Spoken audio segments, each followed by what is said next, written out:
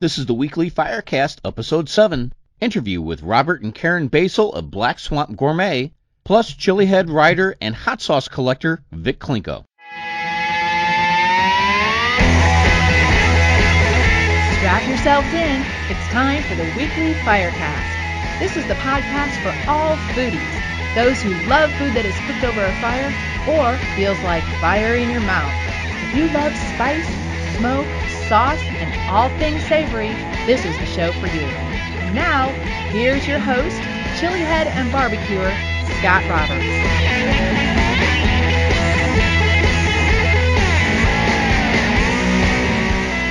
It's time to light it up, folks. I'm Scott Roberts, your host and guide for all things fiery. If you're a foodie who enjoys life on the fiery side, then you've come to the right place. Now today I'm not going to waste much time here and talk your ear off. I'm just going to give you a quick rundown of what I have in store for you this episode. First, I'll review a smashing Asian-style chili sauce from our friends over at Intensity Academy called Chai Sweet Chili Sauce. Yes, it's chai as in tea, because there's tea in it. So I'll give you my thoughts on it in just a minute. Then I'll talk with a couple from Toledo, Ohio who make some rather delicious spicy barbecue sauces and rubs, plus a new hot cracker spice mix. The couple I'm referring to is Karen and Robert Basel, and their company is Black Swamp Gourmet. If you'd attended the Weekend of Fire event at Jungle Gyms over the past few years, then I'm sure you've stopped by their booth and tried their stuff. Their website is blackswampgourmet.com. Lastly, I took part in an extended conversation with chilehead and hot sauce collector extraordinaire, my good friend Vic Clinco. For those of you who are unfamiliar with Vic, he has what is the largest privately owned hot sauce collection on Earth, with over 5,000 bottles and counting. Yes, I said 5,000. In fact, he has an entire room in his house from floor to ceiling filled with hot sauce bottles. Photos of them are viewable on his Facebook profile page, which I will link to in the show notes. But anyway, Vic is very well known in the fiery foods world, and he's been a past reviewer for a few chilehead blogs, and is now a fellow columnist and writer for Chile Pepper Magazine. Vic is one of the most undisputed experts around on hot sauces. And in the chat, he talks about his collection, the hot sauce world, and also offers up some of his favorite sauces to have with particular foods. So be sure to listen closely later to get some really good ideas. I wanted to add that if you give feedback to any of the podcasts featured on the Two Guys Talking Podcast Network, you'll be put in the running to win $100 cash. So we're looking for some legitimate feedback, not just you rock or you suck. It's got to be something with a little meat to it, something with a little substance. So if you go to the numeral 2guystalking.com, listen to any of the podcasts, including the weekly Firecast. Go to the particular contact form on any of the web pages, give feedback on the particular podcast episode you listen to. You will automatically be put in the running to win $100 cash. You can't beat that. And now, the review of the week. Intensity Academy is one of those rare birds out there. And by that, I'm referring to a company where all of their products are pretty much above average. Now, the subject of this review, Intensity Academy's Chai Sweet Chili Sauce, is certainly no exception. This is a product I first encountered at ZestFest 2012. And after one taste of it, I knew that they were onto something special. And I would say, without exaggeration, it's probably one of the best Asian sauces I've ever had. I'm pretty sure if you like the sweet chili sauces that are Asian style, Asian influenced, you'd probably really like this. And it's along the same vein. It's kind of a thick, syrupy, red, medium consistency sauce. Lots of texture, lots of bits of chilies in it and seeds. But like most of Intensity Academy's products, there is the hint, the presence of chai tea. And that's kind of the trademark of owner Michelle Northrup. The story behind that was for the products that she made, instead of adding water to it, where water was like a necessary ingredient, since she was a big tea drinker, she thought she would just replace it with tea. And of course, this is not a heavily tea-flavored sauce, but it does add just a tinge of a unique flavor, which I happen to think goes really well with this. Now, the sauce is very sweet, only a hint of spice to it. There's a nice garlic presence, and for a typical application like stir fry, I can't think of any sauce that would perform better in that. And if I'm making just like a fried pan chicken and rice, this is one of the first things I think will go good with it. So I'll break out my bottle, put some in there, and it's just a perfect melding of flavors. As I kind of mentioned, the heat is fairly mild. I wouldn't give it more than maybe 1.5 or 2 on a scale of 1 to 5, with 5 being the very hottest the sauce can get. Flavor-wise, this rate's very high for me. It easily reaches 4 out of 5 stars for me. Very good product. I recommend it. Give it a huge thumbs up. See if you want loads of flavor, a nice, natural, sweet chili sauce that will be dynamite on your Asian stir-fry, chicken, even some shrimp. Intensity Academy's Chai Sweet Chili Sauce will do the trick. Fabulous stuff. And if you're interested in this, you can order online by going to intensityacademy.com, or as usual, I will put the link in the show notes.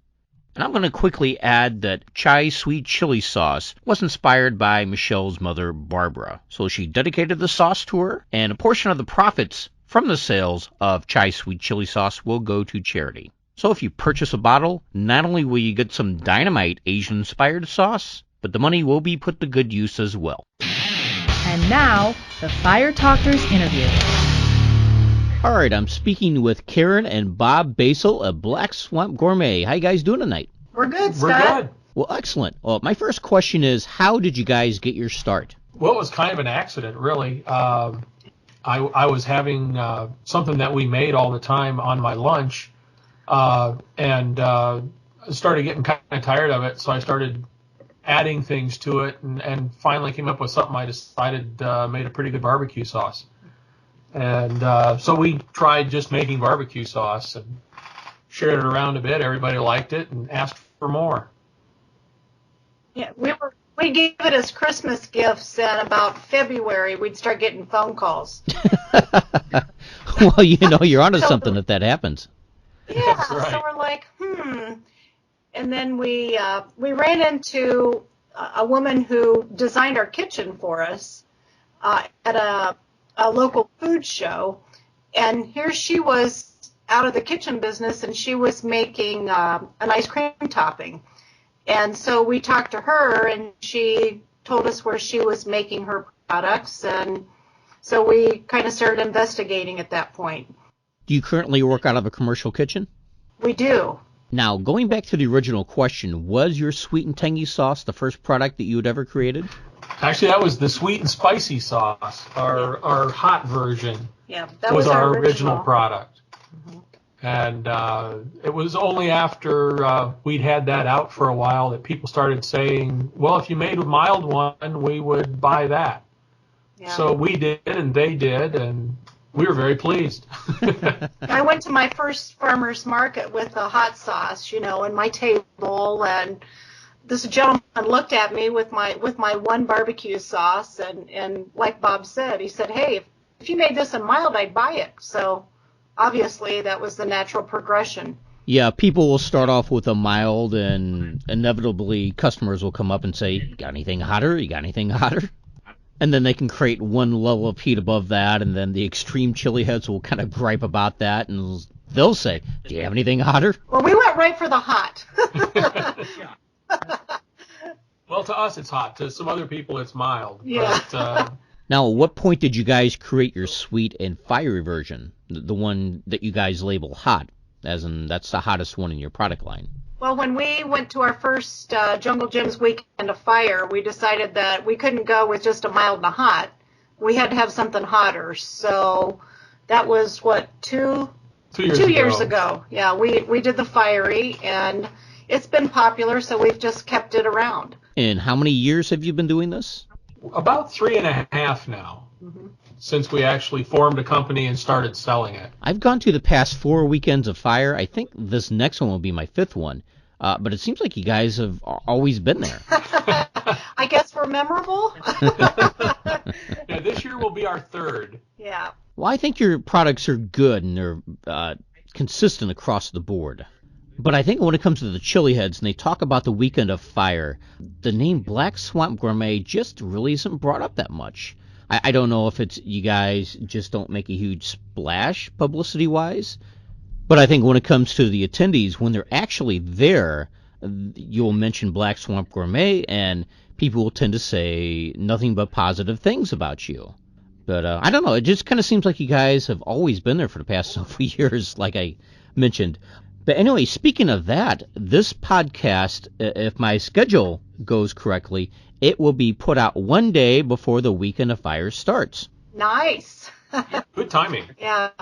And we do have a nice, fiery product that we got, best of show on hot specialty food item last year. And of course, we'll have extra of that this year. In fact, we just were in the kitchen last night preparing for that particular event. So how did you guys initially develop your spice rubs? Well, actually, that was me. I was sampling a lot of pulled pork, and I kind of did some research, and I'm like, well, I probably should rub this with something. So, I did a lot of research on different spices and the best way to to work with pulled pork, and came up with something, and that I just used in conjunction with a barbecue sauce. We weren't selling it. So when I was giving the recipe out, people would say, well, I want that spice rub. Mm-hmm. So again, it was just kind of one of those strange things. It was a natural progression. And then we found that it was good not only on pulled pork, but on all kinds of meats, on vegetables, on sweet potatoes, on everything. It was a very versatile rub. So we did 3 levels of heat with that too. Yeah, because one thing led to another, and we wanted it spicier than just the plain old mild that she was using to prepare samples. Yeah. Right. So we decided to bottle it and just kind of add it to the product line. In fact, we've been making labels at home for that for about a year now. Oh, at least a year. And we're in the process right now of getting professional labels done for that, and we're hoping to have those for the Weekend of Fire for that product. So we didn't want to spend the money until we saw how it was going to take off. So. And apparently it's been very positive. Yeah, it has been. Yep. Well, very good. Well, the question about the spice rubs is a lot of barbecue and grilling fanatics will be particular to certain flavor profiles going together with other kinds of food. Like, for instance, they'll only want to have one style of rub with this food, with this kind of meat, right, or maybe have something else that will go better with vegetables. What's your take on that whole thought process? Well, I don't disagree with that, but we have a product that we've found goes really well on all those things. And it's a matter of personal taste or really just your preference for that day, whether that's what you want or not. And customer feedback. I mean, people will say, oh, my gosh, I've tried this on popcorn. I've tried it on, the vegetables. I hadn't tried it on. Somebody said, hey, I use it on my eggs. I'm like, really? So it's customer feedback. Yeah, so, and it's great on corn on the cob. Yeah, we just had that last night. Oh, I wouldn't doubt it. I mean, I put barbecue rubs and seasonings on just about everything. Oh. As a matter of fact, nowadays I find myself putting seasonings and spice mixes on and rubs on food more than I actually put barbecue sauces. Right. We're kind of there too. We have a few things that we really like our barbecue sauce on, and but yeah, we do use our rubs quite a bit.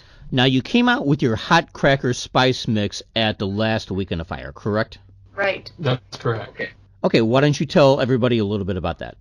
It's just a real simple product. It's something that you use at home to make your hot spicy crackers. A lot of people like to make like oyster crackers with ranch dressing type of spice, and we just did something with a bit of a kick to it, and just a real nice all-around flavor. People try those things, and even if they don't like hot, they still ask for more. Well, it's something.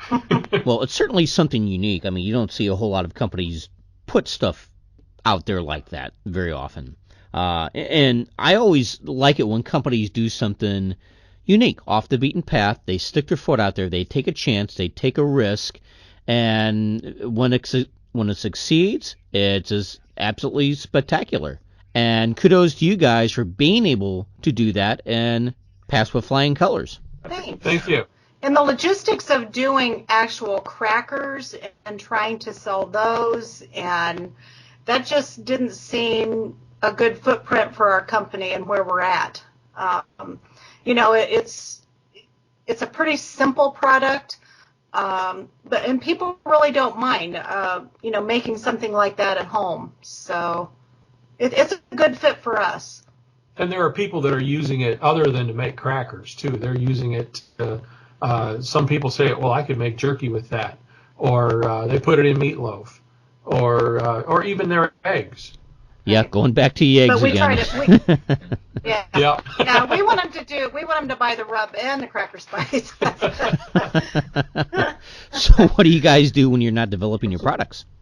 Well, I'm a computer programmer. I basically I write tax software when I'm not doing the hot spicy thing. Really exciting, Scott. Well, that's something I did for 15 years. I was a web developer, so I know exactly how it feels, what kind of position you're in. Now, you don't strike me as the kind of people who are like the daredevils of the chili pepper world who will pop, the hottest peppers in your mouth and chew them up. But that having been said, have you always considered yourselves to be big fans of spiciness? I think Bob's been a bigger fan. He's really converted me over the years because when we first made the habanero, barbecue sauce, and I'm sweating under my eyes, and I'm going, oh my gosh, who's going to eat this? And now of course, hanging around Cajun a bit and going to some of his events and some of DEF CON's things, I can stand up with the best of them anymore. You can, huh? Is that a challenge? Yeah. No, I'm kidding. I was kind of wondering when she said that personally. Now, one thing about your sauce is that the chili pepper you use in it is the habanero, which happens to be my personal favorite chili pepper. Now, why did you choose that chili pepper instead of another one to base the heat and the flavor around? Well, one of the things I know about Bob is him and jalapenos don't get along very well. So when we were coming up with this, we like the flavor of habaneros. They're pretty easy to acquire. Of course, we have a lot of local farmers around here that grow habaneros, and I think mainly we like the flavor. Now, did you find it a challenge to subdue the heat and the flavor of the habanero in your mild barbecue sauce? It is a little bit of a challenge there. We have to manipulate the peppers a little bit to take some of the heat away and still get some flavor. And just a little bit of tang. There's just a little bit of tang there. So, but yeah, it's a little more work for the mild sauce.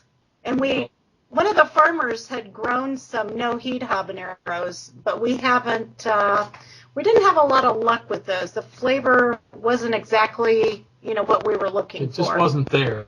Well, I think that's sacrilegious anyway. Yeah, it is. It's like an oxymoron maybe or something. Yeah. No-heat habanero, yeah. Yeah, it's like the Tam jalapenos. It's like, why bother, Yeah, it's like, what's the point? Exactly. So, since you create barbecue products, what are your favorite things to barbecue or grill? I love to do broiled salmon with the barbecue sauce. It's actually the only way that I will eat salmon because I basically hate salmon any other way. Really? But I love it under the broiler with our sauce. I'll eat it all the time. We also like to do bacon. Can't go wrong there. Bacon is a big one for us. We have a recipe that makes a bacon burger with some blue cheese, and we actually barbecue the bacon itself. And when we're not having that, we just make the bacon and put it into a BLT. And again, you can't go wrong there. So, do you have the recipes for these things up on your website? We do. I don't think we've actually put the BLT up there, but we do have the bacon burger up there.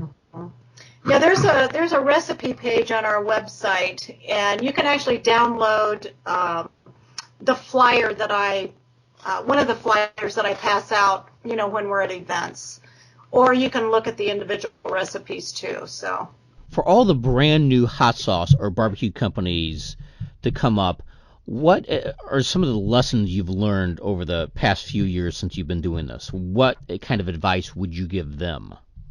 I'd say don't get in over your head. You don't have to race into the business. We've kind of taken our time. We've, slowly developed some extra products, made sure we want to make another new investment before we, move ahead. So I guess it's, and don't quit your day job. Yeah, especially don't quit your day job. No, we found you don't have to spend a lot of money to get started.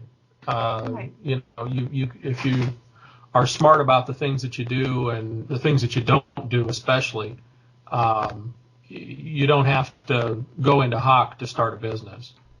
And do you ever anticipate you being able to quit your day job in 5-10 years? Do you ever think that this will be your full-time gig? I don't know that we really do. I think we would like to. There's some events we'd really like to go to, that we can't because we can't get time off work. But, we're getting pickier about the events we do, and also, trying not to work every weekend. So I don't know. I think at this point and at our age, I don't know that would be something that we would just jump off and do. You know what I mean, Scott? Oh, yeah, absolutely. Yeah. I mean, I've been in sales most of my life, and, it's a tough gig. So. Well, it definitely is. I mean, your personal story closely resembles a lot of other stories I've heard from other people. Right. And I think that it's, it's a wise decision at this point in our life, Our kids are grown, they're out of college, and, we're kind of not too many years from retirement. So, a few, though. A few. When that happens, we're still doing this, we certainly will do more traveling, that's for sure. We'll be like old Ray and Susan. Well, they do quite a bit of traveling themselves. They do. And we love, we love all those people. We have great times together. Oh, yeah, it's a great community. I'm very fortunate to have met a lot of great people and have been in contact with a lot of same people you've been in contact with over the years. It's almost like an extended family of sorts. It is. It really is. It really is. And we really, really enjoy the time, that we have with all of those folks. So. Well, excellent. Well, Karen, Bob, I really appreciate you getting on a Skype line here with me. Any last-minute things you want to plug or say? Well, you can check our website for the events we're going to be at. Come to the Weekend of Fire. Try our products. If you like us, vote for us. Yeah, that's my husband plugging. Yeah, for anybody in the Cincinnati area, October 6th and 7th, if you happen to download this podcast in time on the Saturday or Sunday, come to Fairfield to Jungle Jim's International Market, the Oscar Event Center. That's where the Weekend of Fire is going to be held. And be sure to stop by the Black Swamp Gourmet booth. They will be there. Yes, we are. Yeah, and we're in the new Jungle Gyms, too. We just delivered product down there, so. Well, thank you very much, guys. I appreciate you guys talking tonight. Well, thank you, too, Thank you, Scott. Scott. Yep, take care, and we'll see you in a few weeks, huh? We'll be back after these messages, so stick around.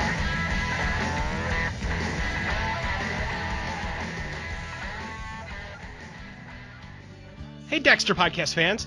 We've had a ton of feedback about our podcast efforts and wanted to invite you to the newest piece of the Two Guys Talking experience, Two Guys Talking TV. That's right. Now you can watch us live as we record all of our podcasts.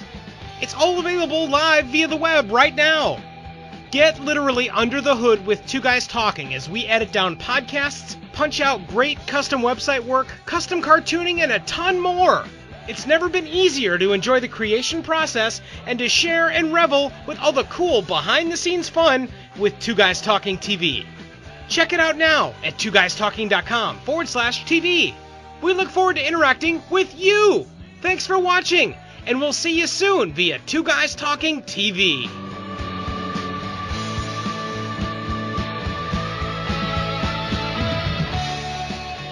Do you consider yourself to be a chilihead and want to find some hot new gear to wear? Oh, yeah. Look no further than chileheadtees.com. If you're a heat freak and love hot sauce, chili peppers, or anything dealing with fiery and spicy foods, this is the place to get t-shirts to show off your obsession. Chilihead Tees is dedicated to giving you the hottest t-shirts, mouse pads, mugs, aprons, and more for the discriminating chilihead. Go to chileheadtees.com.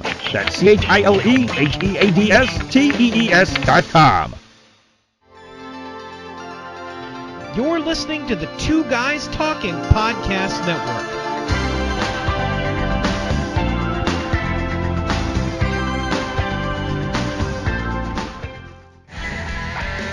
And we're back with more of the weekly Firecast. And here's my chat with hot sauce collector and chili head extraordinaire, Vic Clinco. I'm on the Skype chat line here with none other than Vic Clinco. How are you doing, Vic? I'm fantastic, Scott. First, I just wanted to thank you. I know we've been trying to go back and forth for a few weeks. We've had the Houston show come up for you. I know both of us have extremely busy schedules. We finally got a little bit of time tonight to chat. Now, for people who really don't know you, I mean, just about everyone in the whole chili head community online does, but those who are just maybe listening to the podcast for the first time, don't know your background, why don't you just give us a little bit about that? I guess, name is Vic Clinco, living in Phoenix, Arizona right now. I guess my claim to fame is being a obsessive, huge hot sauce collector for a long time now. I think my claim to fame is probably arguably the largest privately owned hot sauce collection on the face of the planet. And of course, we will get into that here in a little bit. Well, let me ask you, when did you first become a chili head? Not sure of the age, Scott. I can remember as far back, like when I was a kid, just using, the red pepper flakes on stuff, and I guess a lot of us have all started off with the Tabascos and the familiar names. So, man, from a kid, I could always just remember wanting to amp up my food. And at what point did you become addicted to actually collecting the bottles of the sauces? 16, almost going on 17 years now. Wow, quite a while. Yeah, it's been a long time. I started off simple enough. Wife bought me 12 bottles. Actually, she bought them for us for consumption, and I put them on a counter. It was Christmas time, and a lot of folks had come over for the holidays, and they would giggle at the labels and laugh, and we would kind of strike up conversation. And next thing I knew, I found this Jennifer Trainer Thompson's that great hot sauce book. Oh yeah, good book, love it. And I found, it was so intriguing, and it opened my mind to that there were so many more people like us out there, Mm-hmm. and it really opened my eyes on just how many sauces there were out there. And once I got that book, it just took off. It was an instant obsession, I think. And of course, the rest is history, as they say. Well, how many sauces do you have in your collection right now? I don't have an accurate number.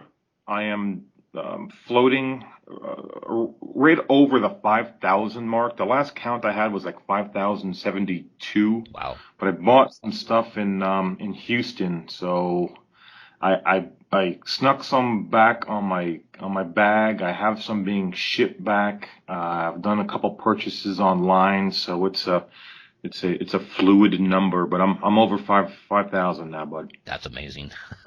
Whenever you acquire new sauces, you get them in pairs, right? I mean, one to taste for yourself and the other one to add to the collection. I'd love to do it with every single one. It's just impossible. But I do when it sounds really interesting and it sounds like something that I really want to try. Then yeah, but I'll go ahead and get two. it just, it gets costly, and it's so much. And, at the level that I'm at, and I guess the speed or the amounts that I'm buying at a time, it's kind of tough to do those two at a times. Yeah, well, that's certainly understandable. What is, I guess, the oldest as far as the date? What's the oldest bottle of hot sauce in your collection? That's pretty tough. Over this time frame, I've purchased myself, I think it's 8 to date now, other collections from people. I bought from a restaurant, and I bought from a buddy in California, and those bottles were really, really old. And again, I bought them 10, 12 years ago, and you could see the wear on those bottles and some of the sun damage and stuff on them. So it's pretty tough, but I've got some stuff that's been around for a long time. The next question I was going to ask you, I don't know if, since you weren't sure exactly how many sauces you had, has there, or do you plan in any way to keep track of all your sauces? I did. I used to keep a spreadsheet on the computer. The computer crashed, so it's out of date. I really need to. It's just been more, honestly, laziness on my part, because it's such a daunting task now to go ahead, and I would have to totally start over. So do I have intentions of doing it? Yes. At some point, I'm going to get them all logged in. When that time frame is going to be, I'm not exactly sure. You know what? That could be a really good project for a budding chili head or someone new to the industry. You can almost hire them as an intern. Maybe they can come in and document everything for you. Yeah, but I kind of went through on how the heck do you do that? And like you said, do you do like a moving party, invite a bunch of buddies over and have them do it on their phones and send you emails, and you know what I'm saying, and kind of pile all the lists that way. Like I said, I just haven't been able to wrap my head around it yet. So what everything right now is out of memory. I'm pretty darn good at picking out a label. I can tell it's something that I don't have. So yeah, at some point when you want to volunteer, Scott, come on over, bud. We'll have a big party. It's like you take one wall, I'll take another. Exactly. Do you have your collection insured in any way?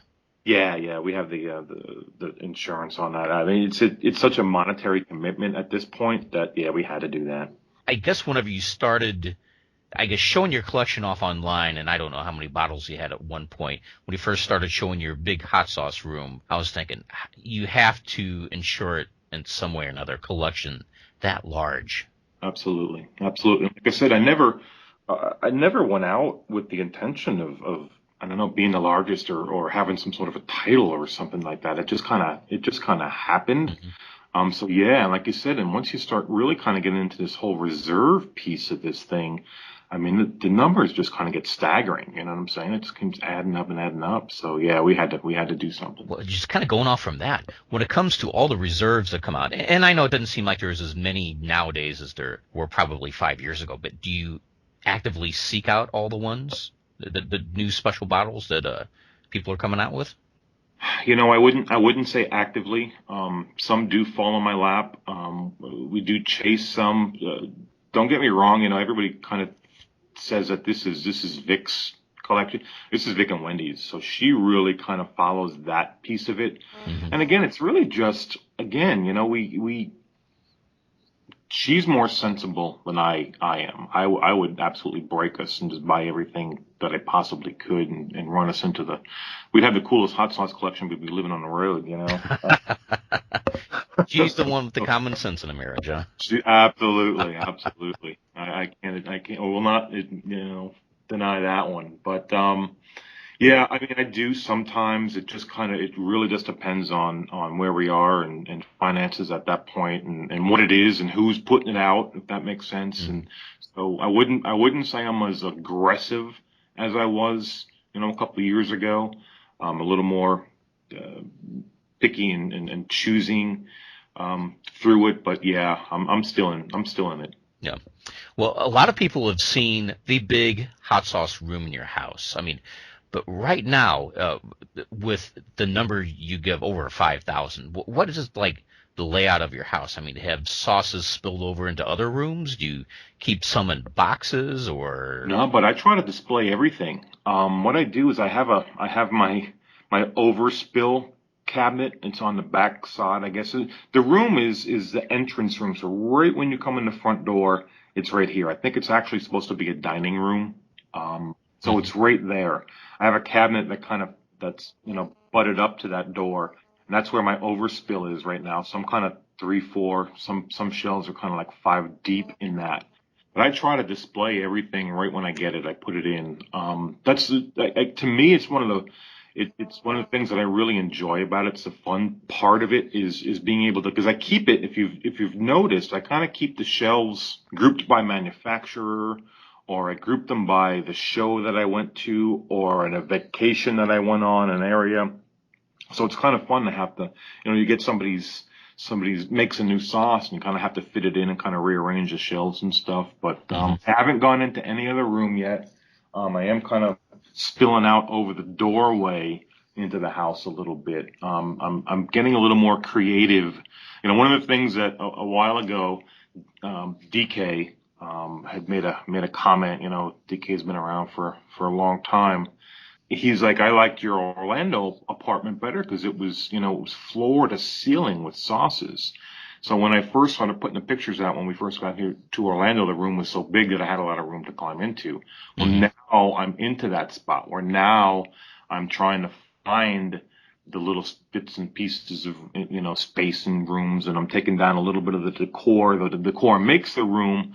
The decor takes away with the amount of sauce that I can actually display. So I'm in that conundrum right now. I'm in that challenge part right now. It's kind of filling in a little bit. Now, at the pace that you're collecting sauces, have you calculated how long it would take you before you overtake the sauce collection record held by the Hearns at Peppers? That's a good question. To say that I haven't wouldn't be truthful. I'm not sure that that's my ultimate goal, but I can tell you, and nothing against those guys, that I just think that record belongs to a true collector, and I find this to be a true collection.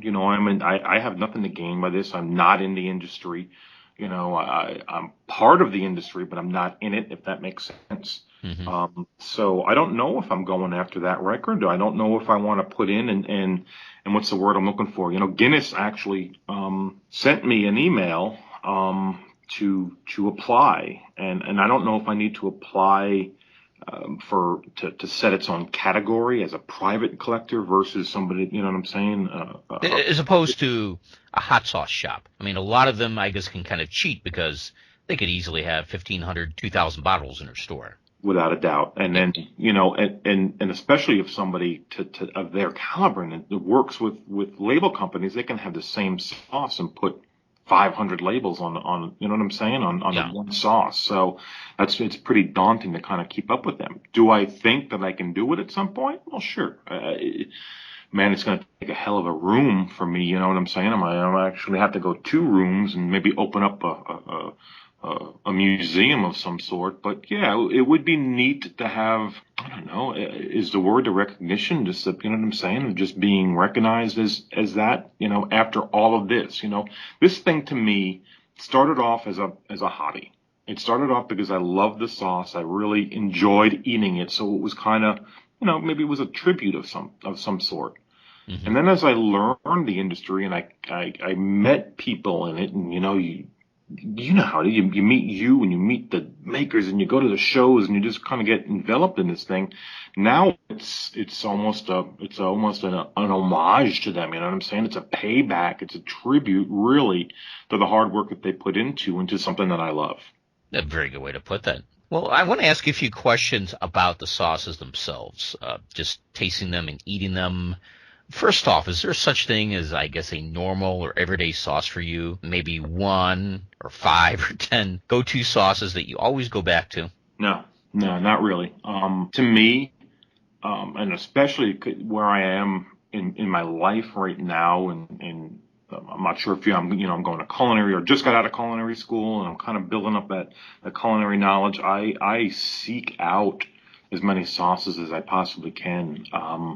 There are a few that I'm cooking with right now. Cajun Zawak, and I use that thing like it's awesome. But again, I want the experience. I want to try sauces, and I can't put a finger on something that I keep going back to or something that I buy regularly at the store. Because at any time, Scott, I've got between, 20, 30 sauces in the fridge.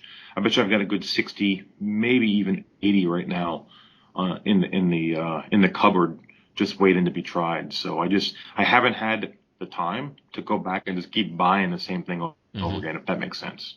Yeah, it does. It does. Is it possible for you to name a few of your favorite hot sauce companies today?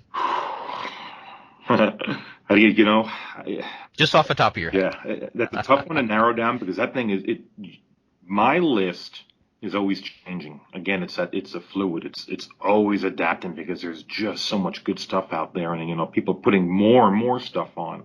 Some of the folks that are just making some incredibles. I give a lot of respect to K. John's because the time and effort into the sauces that he puts out are just absolutely amazing. Mm-hmm. Johnny and Heartbreaking Dawns. I mean, his sauces are just phenomenal. Wicked Cactus is putting out some everything.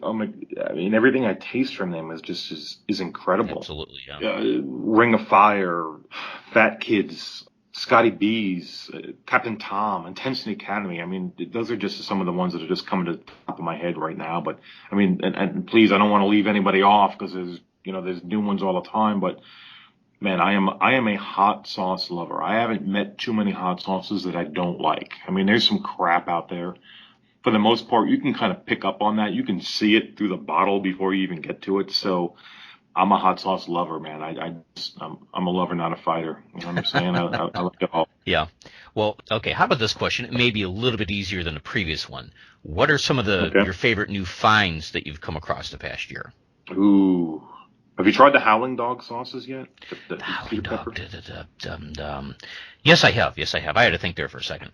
Yeah, he doesn't cook it. It's all with the grape seed extract. Mm-hmm. It just blows me away. It's so bright and tasty, and it's so unique. Born Hula. Oh yeah. I'm really enjoying his sauces. Again, I think I have to go back to Wicked Cactus. I mean, anything that those guys put in a bottle has just been freaking outstanding.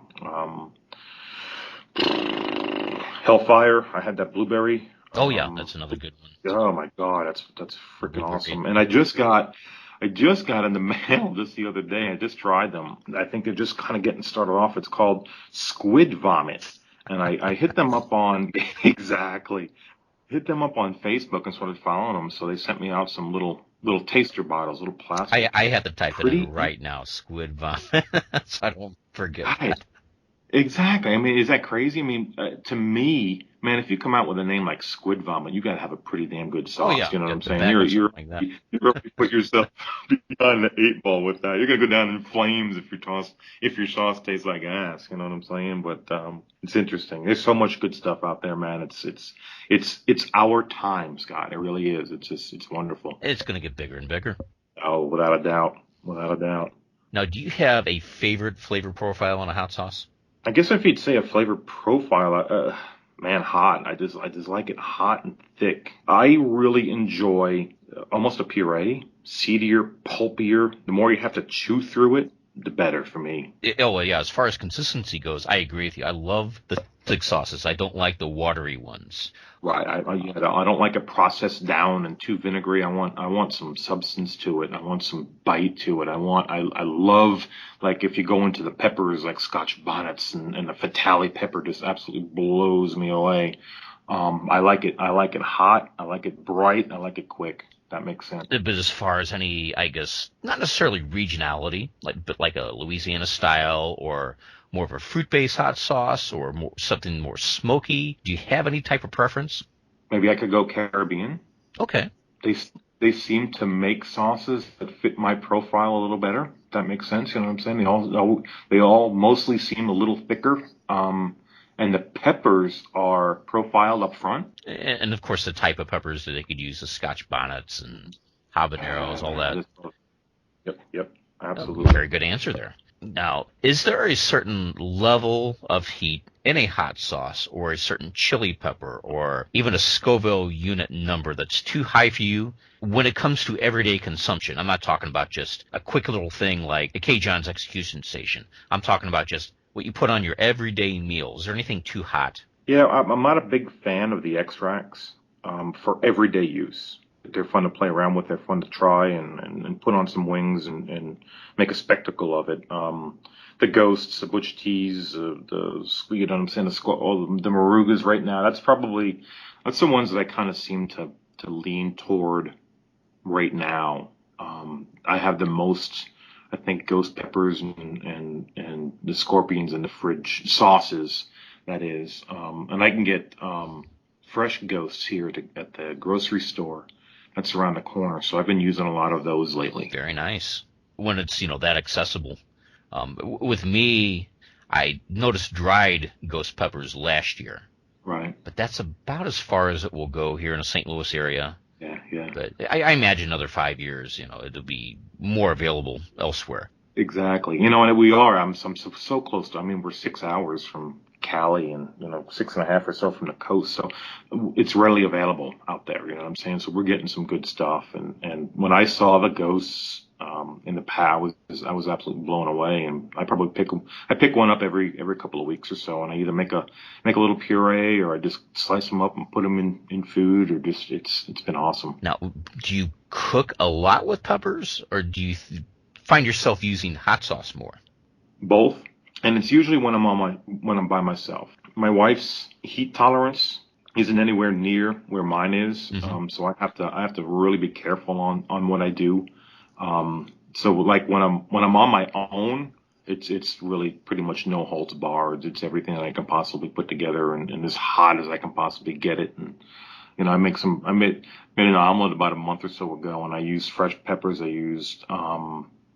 used Dave's Ghost in it, and I used some of Tim Bader's the Spice to 3, the volcanic peppers 3, and I chased the cats out of the kitchen, man. I was coughing, but it was awesome, and I cried and I was in heaven all at the same time. You can call that a heat level now. The chasing the cats out of the kitchen heat level. Absolutely, exactly, man. Well, not only are you an expert on the hot sauce and chili peppers net, you've just finished up the culinary school. Why don't you tell me a little bit about that?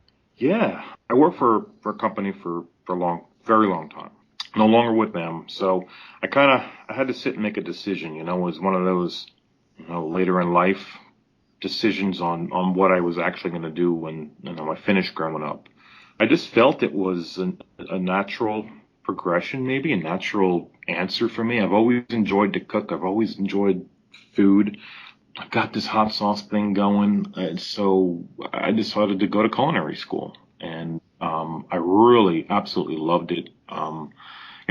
From gosh, even before I got there, we started talking about my hot sauce collection to the people that signed you up for for the classes and stuff. And then when I got in there, you explained it to all the chefs, so they were really supportive in what I did and the angle, I guess, that I want to take this at some point in my life, to be able to experiment with the sauces. I bet you I kept 6, maybe 8 different hot sauces at any time in the big walk-in freezer.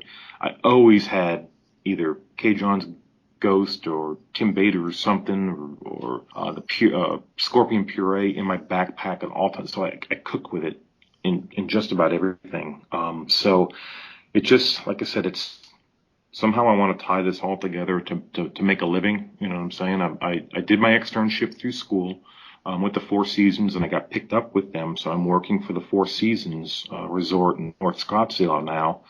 And again, they seem to be they want people with passion and love for the food. And I may not be, I haven't done this for years and years and have the experience level, but man, when it comes to this kind of stuff, you can't beat my passion, I guess you would say. You know what I'm saying? And that's what they feel, and that's what they see, and that's what they kind of feed off of. So it's been an absolutely fantastic experience.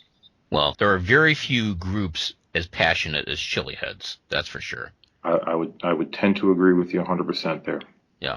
Well, I just want to ask you something about culinary school. I know you are one of the most down-to-earth, ego-free people I know. So I wouldn't think that you would just go in there and say, okay, this is how it's done. That having been said, was there anything that you taught your instructors or gave them suggestions on as far as, I guess, how to cook with chili peppers or hot sauce or adding those kind of things to particular dishes that you cooked up? Yeah, without a doubt. Again, it was a give and take situation, I guess you'd say. I went into it, and again, Scott, I'm an older guy, and I'm saying I've been around for a little bit. I'm not quite as old as you, but I've been around for a little while. So, I'm 30. all right, I'm not gonna divulge anymore. But I knew if I went in there with a closed mind, I wouldn't come out with anything. So I took everything, again, grandma shows you how to cook, or mom shows you how to do this, dad shows you how to do whatever. If you buck the system, you're not going to learn anything. So I went in with an absolutely totally open mind. Mm-hmm. And then as I started feeding into it, and in my basics course in the very, very beginning, I did I had to do a report and a presentation. Of course, I did it on super hots and, some of the exotic peppers and stuff. So yeah, I did. I tried to give back as much information and knowledge as I had to them, as they were giving to me. And again, they really kind of keyed in on it, because I was making things like ghost pepper hollandaise, and I put in Tim Bader's crepe Suzettes, and I had his 3 volcanic spice in that as well. And so I tried to really show the balance of things and how you could create all of these classical dishes, and then add some spice and some heat to them, and just change their profile and change how, they went about it. And I think they ate it up just as much as I did. Very cool. It's always good when people could learn from each other. Oh my God, it was absolutely so. And like I said, I mean, they really did. They really jumped on board. Every one of them. I still keep in contact with a couple of the chefs there. So it's been, and they ask questions. Hey, what about this sauce? What about that sauce? Hey, what do you think about this one? And I love to talk about it. So it's cool. Speaking of that, let's segue into this next set of questions. So listeners can kind of learn from you as far as what sauce to use with this and that. Let's start off the questioning. What is your favorite sauce to put on pizza? Pizza, peppery, red sauce. Maybe something like Jack's Bayou Meltdown. Jack's Alligator's Bayou Meltdown. If you had that, it's pretty hot. It's got it's kind of thicker, a lot of pepper to it. Okay, how about on grilled fish? Citrus, First Instinct, Cajun, Serrano lime. Okay, I think that would be very good on it. How about when it comes to shellfish? I would think kind of the same way, but I'm also something chipotle. Born to hula, something smoky with it. Smoky, huh? Yeah, am I allowed to say smoky chipotle? Sorry, Chuck. you just have to pay him, $10 for every second that it's used in a segment. Just kidding, Chuck. How about like backyard grilling, all-American type stuff like burgers and hot dogs? Something hot, man. Fire. Got to kick them up. Like I said, I've got a bottle of Dave's Ghost that I'm working, I think, on my second or third one actually right now. Insane Chickens, like clucking hot. Mm-hmm. Man, I don't know. I just love the flavor of that thing. I douse my burgers with that stuff. Do you have any favorite spicy mustards? Not really, man. Not really. What I usually do is I create at the table. I'm a big mixer, and I really love the hot and then the nose hot that you get with like horseradish. Mm-hmm. So I mix at the table. I usually mix my mustards and stuff right at the table with some hot sauces or peppers or stuff like that. So I like to create right there. Do you have any favorites when it comes to Mexican food? Man, John Zawakin is just absolutely phenomenal. I've been cooking a lot with that lately. I make some chicken enchiladas with it. I also make a pork enchilada with it as well. I think the flavor balance is really good. If you're going for like table sauces and stuff, Tapatio, you can't go wrong with it. It is a little thinner for my taste. Again, I just kind of mix it with stuff, but Walkin is really good. And John came out with the Hab Walkin now too, and it's got a little bit more kick to it. It's phenomenal. And he's got something up his sleeve here shortly too with that same recipe, and I think scorpions, if I remember correctly. Oh, I got to try that. Yummy. What about ribs? And I have to ask you, are you a dry or wet rib kind of guy? You know, I guess both. I like to rub it down, brown sugar, some spices, and then I cook mine in like a real shallow pan, tight with aluminum foil over it, water on the bottom, so it kind of cooks into and gets a little caramelized. Then I douse it with some barbecue and finish it off on the grill. Do you have a favorite kind of barbecue that you eat with ribs, or for that matter, any other kind of like a barbecue meat? I wouldn't say favorite. We just kind of try and experiment. You know that is it Arrogant Bastard beer? Okay. They make, was it Levitation barbecue sauce? And it is really good. Oh, do they make that? Yeah. Oh, okay. Yep. Well, the things you learn every day. Yeah. I've been enjoying that one too. You know, it's at work they do a balsamic reduction mixed with barbecue sauce and do it on their ribs. And that was pretty darn good. I dabbled with it here one time. I think I want to keep working on it a little bit, but man, it was really good. Okay. How about your favorite on ice cream? Oh man, I don't even think he makes it anymore. Denzel's makes that apples and cinnamon sauce. Oh my god, freaking awesome!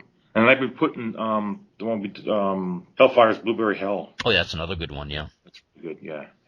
Those are the ones that pop into my head right now. Are you a big fan of things completely off the beaten path? And of course, to you and me, we've seen these kinds of things for years, but items like chili chocolate, caramel corn that's spicy, and things like that. Do you like to eat that kind of food? Oh, gosh, yeah. Have you tried any Madison Chocolatier stuff? Oh, quite a bit. I've probably tried their entire product line by this point. Yeah, with Johnny's cauterizer. Now that I haven't had. Yeah, man. So I guess I haven't had everything they've come up with. It's got vanilla chocolate with the sauce in it, and it's got an outside. Oh my God, it's heaven. Their scorpion caramels. Just yeah. I do. I like that.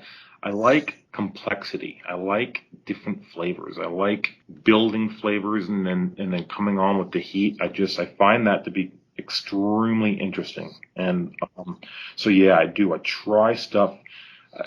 Again, I keep going back to Tim because he just make his dry powders and spices are just absolutely amazing. I've been putting them into my coffee grinds and running them in with the coffee, so my coffee is spicy and hot.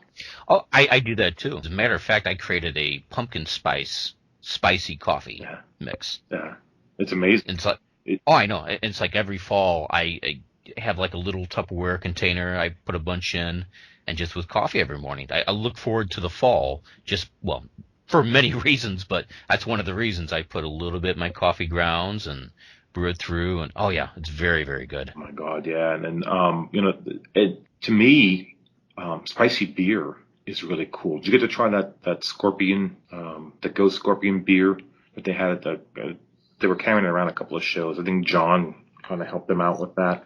No, I missed it. I know they had it at the North Market show, and everyone said that was ungodly hot. But no, I didn't try that. Holy smokes, man. It burns from the second it touches your tongue, and you can follow it. You can feel it go all the way down as you swallow right into your stomach. And I just think that's really, I don't know, it's really cool. Yeah, that's like a true spicy liquid when you get that kind of sensation. Yep. I mean, other things, when you chew up a chili pepper or eat hot sauce with something else, it kind of gets mixed and you don't feel it at all parts of your mouth and throat and body. But yeah, something like that. Really hot chili beer, like the Ghostface Killer, that has the same effect. Mm-hmm. Yep, absolutely. What do you think has been the weirdest thing that you've ever put hot sauce on? I don't know. Every once in a while, I'll mix it into my oatmeal. I think that's kind of bizarre. But again, I like to experiment. I like to try. I like to test things. So yeah, I'm guessing oatmeal's probably got to be the weirdest.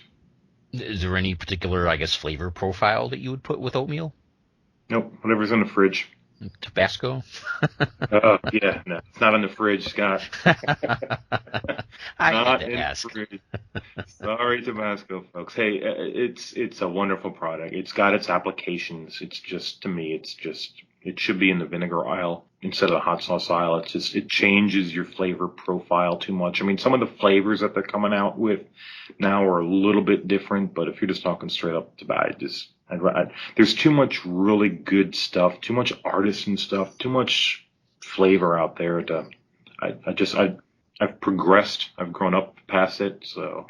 Oh, I know. Once you taste some of the artisan, the craft makers out there, it's just so hard to go back to the humdrum.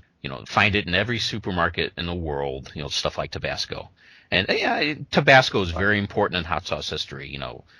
We're very respectful to them and everything, but it's just the stuff that all these other makers come out with. It's just so much better, so much more flavorful. They have so much depth to them. I always tell people, it's like, if you really care about your food, it's worth it to invest a few more bucks per bottle, and it will make your food taste so much better. It's a good investment. Get 5, like favorite new hot sauces throughout the year. You may spend an extra $50 or so, but your meals will be just so much more amazing. Exactly. So, and that's the other part of this whole thing, is that I'm the educational piece on it. I carry pictures on my phone of the hot sauce collection like people carry it of their kids. You know what I'm saying? So I'm always talking about it. And I'll just strike up a conversation with a freaking stranger about it. It just because it's what I do. It's what I love. So they look at the pictures and they're like, holy crap. And they had no idea that there was that many sauces out there, because their window is, like you said, the grocery store shelf. So to me, my piece of this is an educational aspect, is being able to get out there and tell people and talk about it and get excited about it and show them and teach them and let them know that there's so much more out there than what you can pick up at the Piggly Wiggly. You know what I'm saying? And some of your knowledge and expertise you put into writing, and you've done reviews and whatnot for old blogs like Hot Sauce Blog, and I think you've done a few for Peppers and More. And now you are a columnist or a writer for Chile Pepper Magazine. Yeah, progressing to that. I guess the background with the blogs kind of opened up this opportunity, and it's been fantastic. I'm really, really enjoying it. Oh, I enjoy reading it. And you could really tell when people are passionate about their topic. Right. There are, I guess, a lot of food writers out there. They could be good researchers, be very knowledgeable about certain things, but when it comes to the passion, you could read it in every word. Right. You can't hide that kind of stuff. You know what I'm saying? And I almost consider myself, they say that, well, you're a columnist. I don't think I'm not a columnist. I'm barely a writer. I'm a storyteller. You know what I'm saying? I just want to get in there and just tell a story and educate folks and just open eyes, and that's all I want to do. Is there any particular thing? Let's just say you would be given free reign for any topic for a Chile Pepper Magazine article, and is there any one thing you really want to educate people on and say, hey, this is important, I want to tell you about this? What would that be? I think that the article, it's a recurring article. It's always in there. And it's called Sauce and Tell. So I think I'm already kind of tapping into that. The article follows whatever the theme of the magazine is that issue, Mexican, Chile, tailgating, etc. Something that's interested me is kind of offshooting that, and kind of back to our conversation about the chocolates and the different things. I would really like to kind of touch base on spice in general, heat in general, in all of the foods that are out right now, because to me, it amazes me on how the grocery store has changed over the last, even 4 years, 5 years. Mm-hmm. You can go down the potato chip aisle and you can't find one that's not a spicy version, or your nuts or your jerkies. Now it's expanded past that, and it's into your cheeses, it's into your meats, it's into your frozens. I challenge people to kind of go up and down the aisle in your grocery store and see if you can't find something spicy in every single aisle in the grocery store. And that fascinates me. You know what I'm saying? And I want to get that out to the realization of that to people. You know what I'm saying? That holy crap, the guy's right. And why? Because our flavor profile, our flavors are changing, and people are demanding it. It's what's the 8th fastest growing industry in the United States? For a reason, people want it. Exactly. And And I'm sure you're just like me. Every time you go to the grocery store, you go to the sauce aisles. To this point, it's aisles, plural. It's not just one tiny little section. Just today, I noticed 2 new types of the regular store barbecue sauce. Mm-hmm. The 2 new flavors both had chipotle. It was like honey chipotle or raspberry chipotle.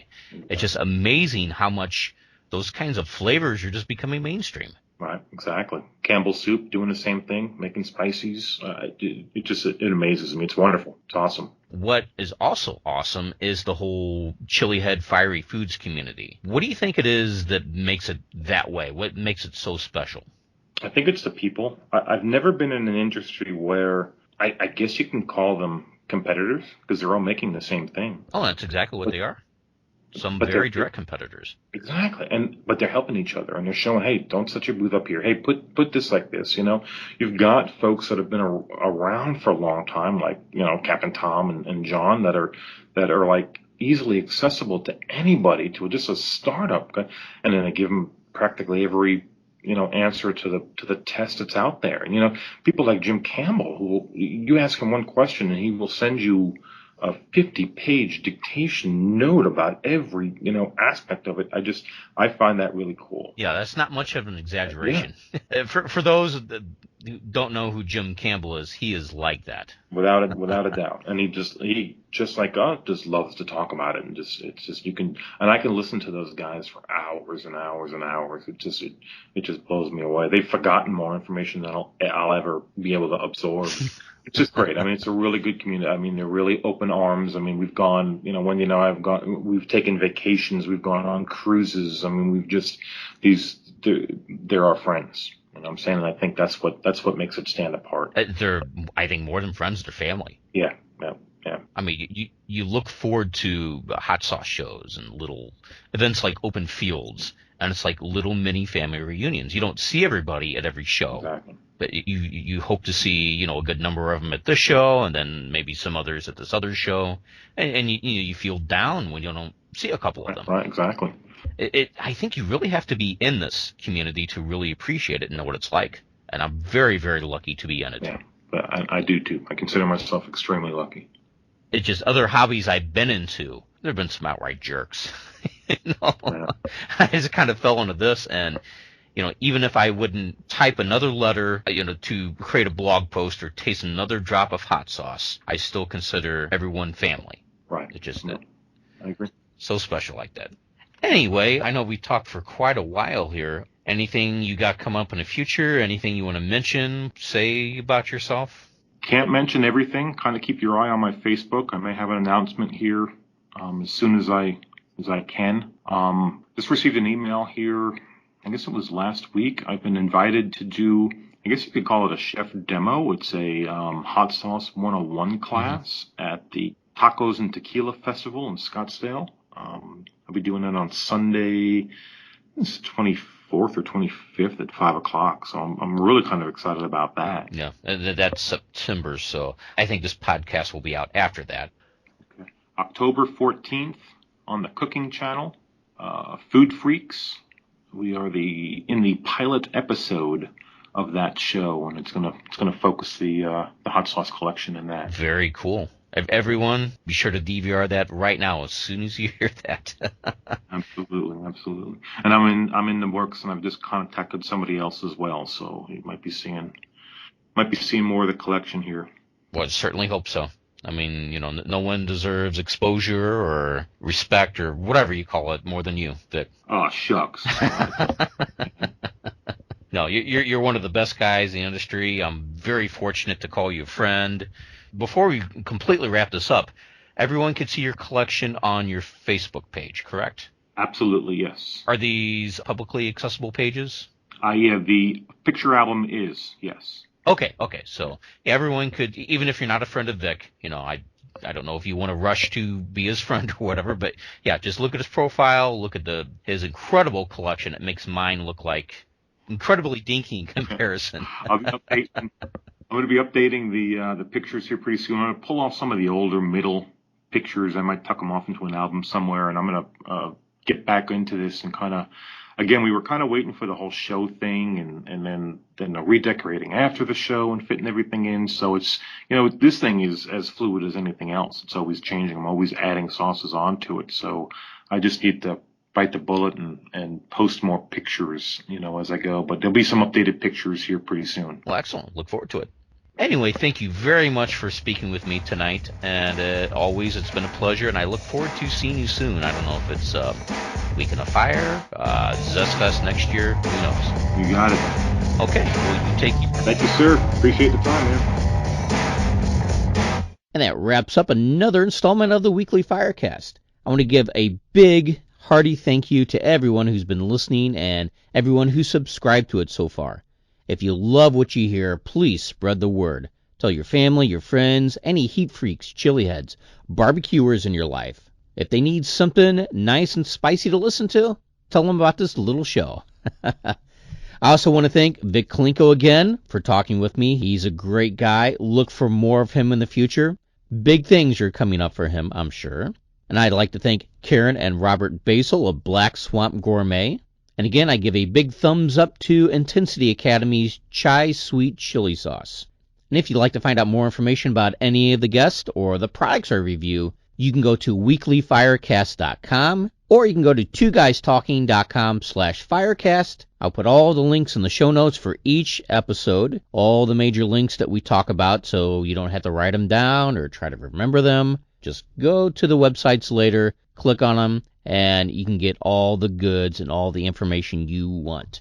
And speaking of links, I urge everyone to like my Facebook page at facebook.com/ScottRobertsWeb. You can follow me at Twitter at twitter.com/ScottRoberts, and I'm also on the other social media sites. Just do a search for me. And again, I'd like to remind everyone, if you give feedback to any of the Two Guys Talking podcast, any active podcast on the network, provide some real salient feedback, you'll be put in the running to win $100 cash. So that's it for me. God bless you, everybody, and remember, keep it burning.